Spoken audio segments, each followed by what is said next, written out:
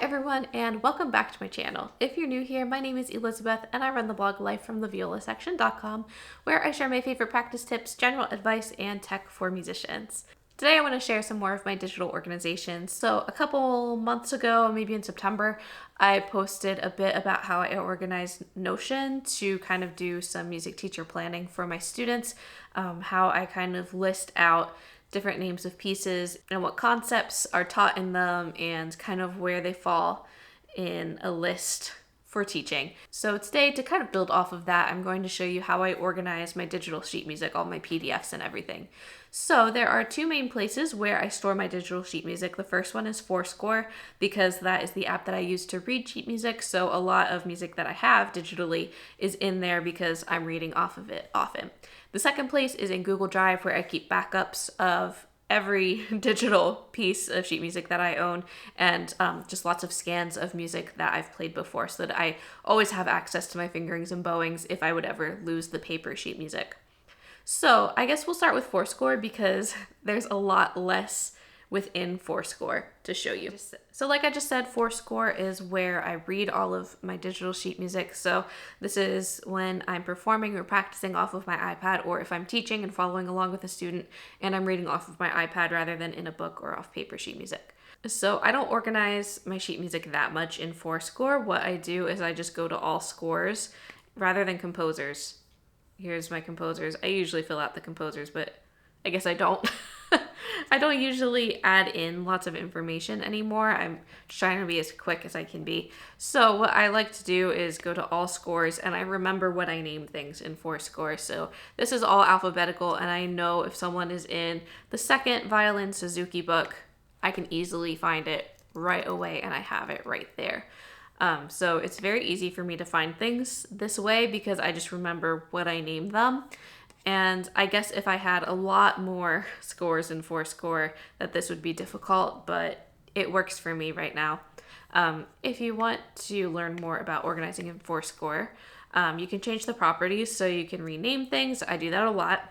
You can add the composers, add genres, tags, and labels so that you can search for things a little bit easier. Reference, I'm not quite sure how to use that. You can also rate it. You can change the difficulty. And I think time and key are best used if you're adding some kind of audio or MIDI to it. So here's the audio. I do have a full video on how to add audio to Forscore, so check that out over there if you're interested. I think that's about all I have to show you in Forscore. It's just very simply organized. I just remember what I name things and it's alphabetical. Works well for me. Let's switch it over to Google Drive. So I use Google Drive to organize a lot of my digital files. I don't have everything in Google Drive just because I have a lot of things saved on my computer or just in downloads, and that's where I send them off to. But when I'm ready to back them up or delete them off of my computer, I back them up to Google Drive, and once in a while to my hard drive also. So in Google Drive, I have a folder called Sheet Music, and that's where I keep everything. So I have this divided out by different genres and different type of music. So I have chamber music, music teacher things, which is like worksheets. We'll get into everything. Musicals, orchestra music, piano music. This is a local orchestra that I help my students audition for. Viola and bass, viola music, viola teaching, and violin music. So chamber music, of course, is different chamber pieces, both scores and single viola parts or whatever parts. Onto music teacher things. It's kind of just a whole grouping of things. So we have articles, guides, recital prep materials, some exercises and worksheets, and practice charts and things like that. Just random teaching things that I'm gonna need. I don't really know where else to put them. Over to musicals, I have scans of different musicals that I've been in that I've saved and some random viola parts. Not much in this one right now. Then on to orchestra music. This is, there should be more here. Or no, okay. I have almost everything either in excerpts or scores. So I think excerpts are just that. If you're practicing for an orchestra audition, then you know excerpts are just a small piece of an orchestra piece, sorry for lack of a better word, that you practice for the audition. So I've got a lot of those saved with fingerings and bowings. Scores, I have a couple of those that I've either had to use for score study or for different projects at school and everything. There are a couple others where I have different parts for it that I've just acquired and accumulated over the years. Then over to piano music. This is more teaching stuff. So I tend to teach with the Piano Adventures method, and so I just abbreviate that to PA. So I have these divided by level, the different levels that the books are in. So they have adult books, they have advanced books. Christmas is just any level Christmas music. Halloween music, same. Hamilton, I have a couple different versions of Hamilton music. Harry Styles, that's really for me because their piano, vocal, guitar, usually a little too difficult for the students that I work with.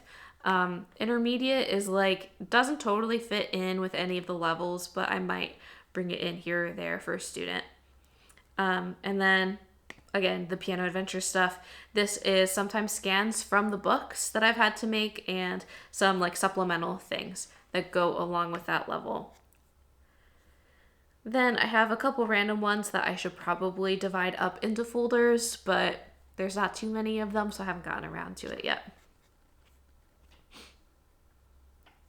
Next are these audition materials. So I've made a couple videos to help my students out, and then I also have like the actual music for it, and I've shared that with students who either don't have access to the materials yet or, who want the videos and recordings that I've made.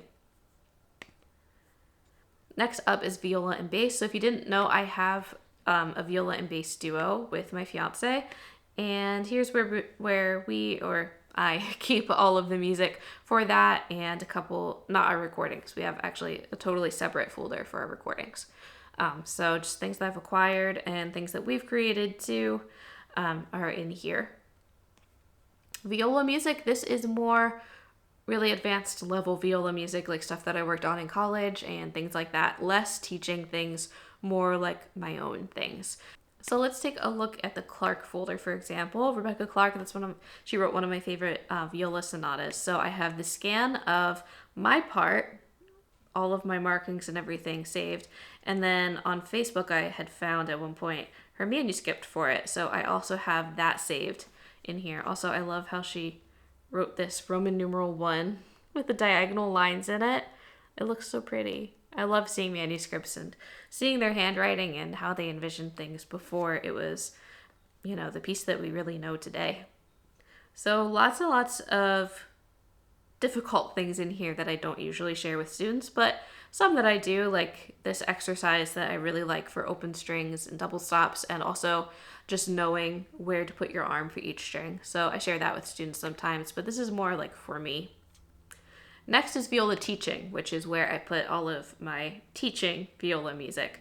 So there are also a couple videos of me demoing pieces for students for them to listen to, but I have it divided up sometimes by books like ABCs of Viola and Essential Elements, which are books that I use a lot, and etudes, pop music, scales, shifting, Suzuki, video game music, movie/TV music, so kind of different genres.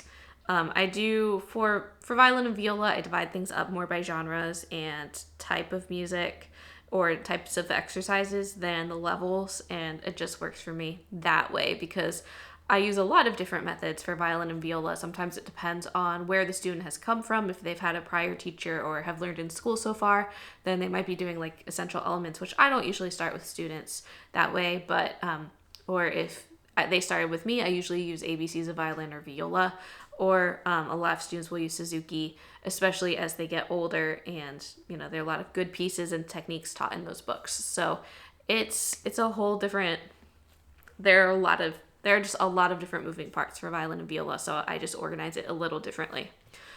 So here's etudes. I actually don't have a lot in here right now because I don't have a lot of scans of etudes. Mostly just have books, and I'll scan and print a page for a student as needed once in a while. But that's about it there. And then the last one is violin music. It's laid out pretty much the same way with different methods. and different ideas. So we have ABCs of Violin, which is the main book that I teach out of, at least for beginners that start with me. And then we have different genres like Christmas music, and that might be a couple different levels, although I think what I have in here right now all happens to be fairly easy. And then I have like concertos, which is totally different, but just a backup of a lot of that.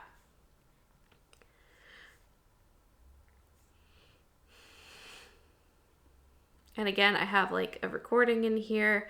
I do need to organize this just a little bit better, especially I need to back up a couple more things. Sometimes if I download something from IMSLP or anywhere else, or if I just scan it, sometimes I'll import it directly into Forscore and I won't put it in Google Drive first. So then a lot of times I'll have things in Forscore but not Google Drive. So I kind of need to actually go through all of that and organize it a little bit better in that way. But I'll still organize it within this system. I just need to import a couple more things. And then these last two, this is Anti-Hero by Taylor Swift. I probably shouldn't show you a lot of this, but I think just the first page is the kind of preview before you buy it on the website anyway. But this isn't for any specific instrument, and then I took this and I arranged it for violin, so I just have it kind of floating in here in sheet music because it's just very basic. It's not particularly for violin, but it mostly is. And then I also just have blank staff paper in here too as a backup. So that's all the sheet music in Google Drive.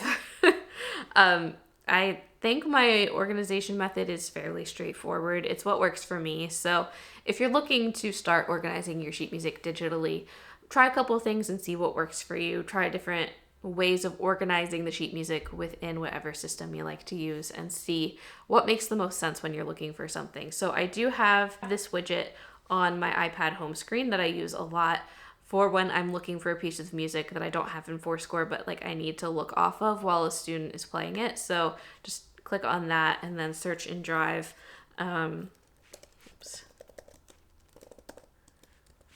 I can just easily find exactly what I'm looking for. As long as I remember what I titled it or the exact name of the piece. I try to be, I don't know if I have exactly one way of wording my titles of pieces, but if it's like the Suzuki books, I try to name them all the same way. If it's just a song from a movie, I'll just name it the song. So for me, it's intuitive, but I don't know if there's exactly a system to it. It just makes sense to me in my head. So that's about everything in regards to how I organize my digital sheet music. If you have any questions or any different ways that you organize yours that you think would be helpful for others, please leave it in a comment down below. Thank you so much for supporting my channel, and I'll see you again in 2 weeks. Thanks for watching.